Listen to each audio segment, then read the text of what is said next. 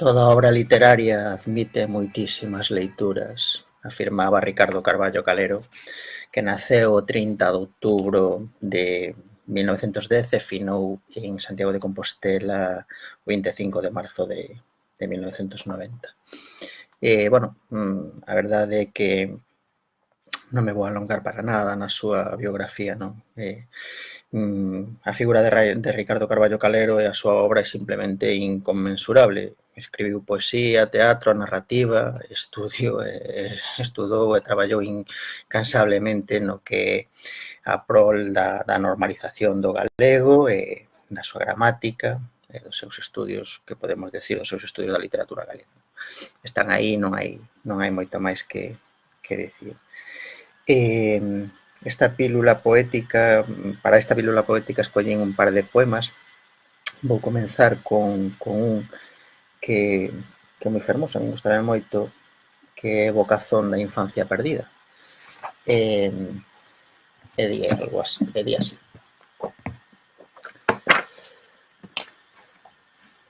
En que recanto do tempo está soterrado o cadáver da miña infancia? Da choiva rexurdideira da lembranza deféndeo un teito de teas de araña, a tea da araña do esquecimento, a tea da araña da lonxanía, a tea da araña do sufrimento. Triple teito impermeable e rexo. Eu, neno, matei a miña infancia co coitelo da miña gravidade. No reloxo adiantado da miña vida, a agulla da miña vontade asinalaba a hora da colleita cando aínda non era a hora da sementeira. Asinalaba a hora do roibo amor cando era a hora do branco xogar. E ataigado cedo da ciencia da dor, o meu ruixeñol púxose a cantar aínda antes de aprender a voar. Cando era a hora do viver, foi para min a hora do coidar. Como tornar as agullas do tempo a marcar no reloxo da miña vida a hora da alba? Como tornar a corrente do río pola quenlle enriba? Como tornala? Eu atinxín uns ollos inxenuos e un corazón enxebre de treboadas. Éncheo a esperanza coma unha agua clara. Un corazón naipelo de cristal e de prata, uns ollos rebuldeiros que aínda non cobellaron ningunha imaxe en mar.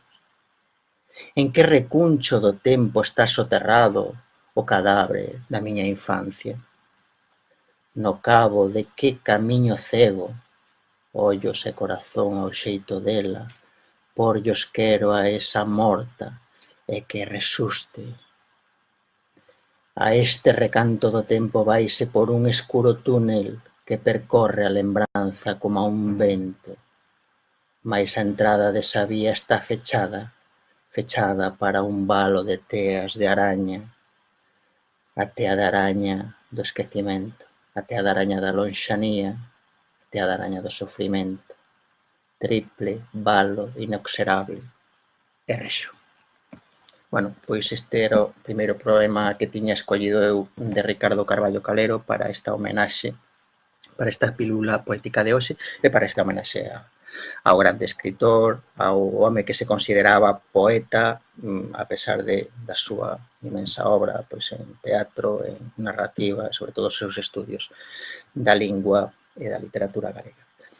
Non sabía moi ben que facer, non tiña moi claro por onde entrar na súa obra. Entón, pois, agarreime o libro de Carmen Blanco de Conversas con Carballo Calero que editou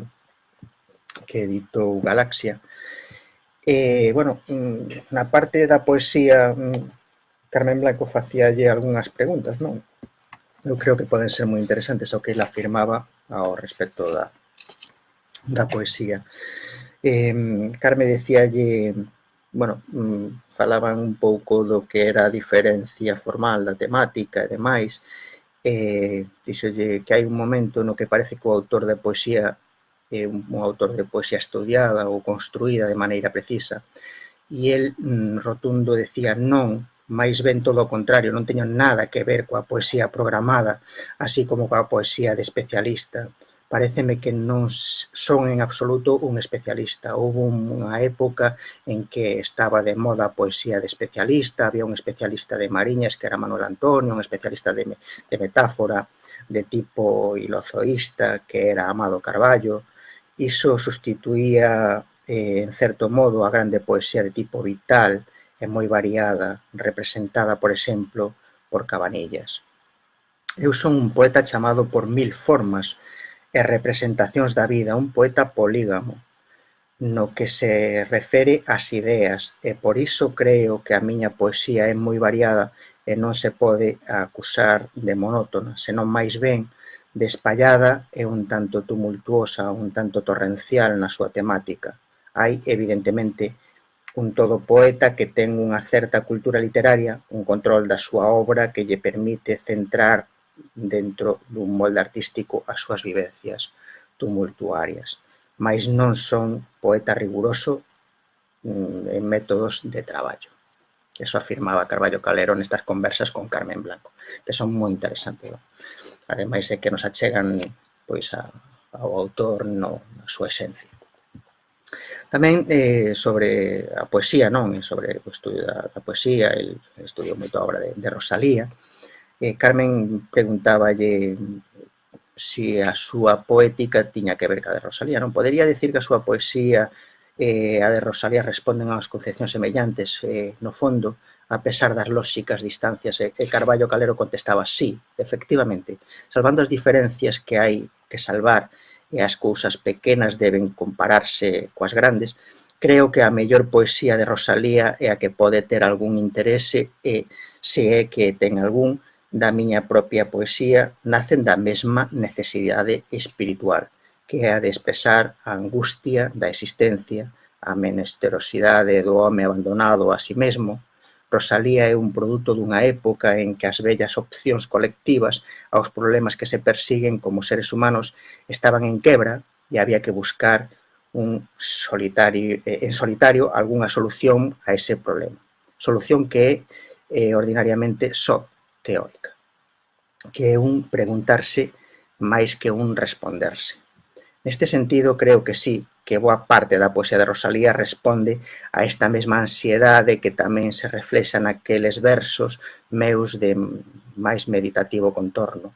É a poesía verdadeiramente seria, non? É a poesía verdadeiramente seria, a poesía auténtica, aínda que, naturalmente, caben moitos outros tipos de realización poética. Isto afirmaba Carballo Calero nas conversas con Carmen Blanco neste fabuloso libro que editou, pois, como vos decía, a editorial Galaxia. Bueno, pois seguimos un poquinho máis, outro poema que escollín para esta homenaxe a Carballo Calero. Se quería que, en primeiro lugar, falar con el, despois da primeira entrega das pílulas poéticas que tivemos o Día das Letras Galegas, o pasado xoves, o 17 de maio,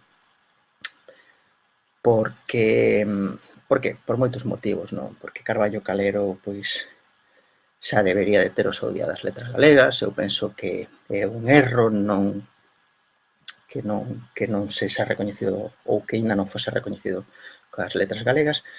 E, bueno, supoño que terá que ser, pois porque as letras galegas son diversas, plurais. As letras galegas son as letras de Rosalía de Castro, as letras de Cunqueiro, pero tamén son as letras de Vidal Bolaño, tamén son as de María Mariño, as do propio Xocas, o sea que as letras galegas son as letras de todos. Caiben todos os que traballaron en prol da lingua galega, ao meu entender.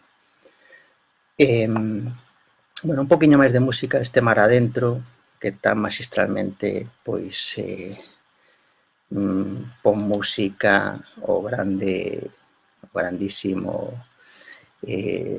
Carlos Núñez.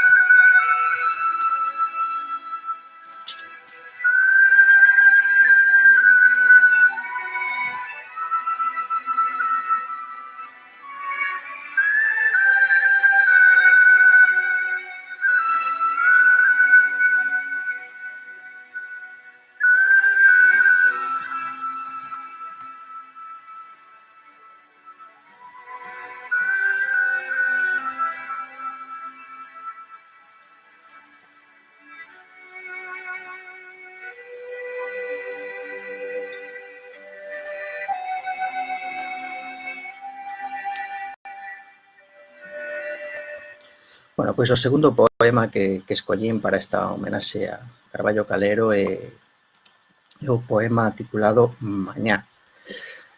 E di así: a fazula na man, acobadado na fiestra, ollan o alén os ollos. Non ven a dor escura da mañá que chora o seu fracaso de luminosa nunha choiva sin voz, nun vento sin empuxe, silandeiros cativos que non chegan á bagua nin salouco.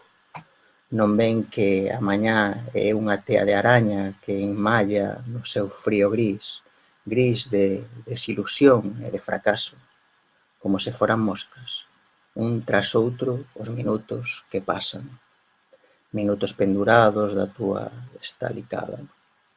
Cando este chea deles, uns minutos, o derradeiro, esgazaría e as nosas vidas caerán no serán, vainamente, sostidas polo paracaídas da non curanza do tempo.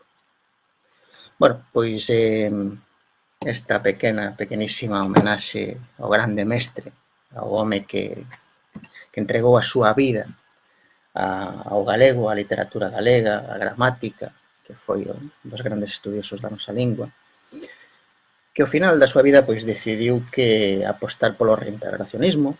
Iso, bueno, pois supoño que tiña motivos de abondo, máis que de abondo, porque pouca xente como a él, ou hai moi poucos que coñezan as profundidades da lingua galega, e que tería os seus motivos, que son moi respetables sempre, por suposto.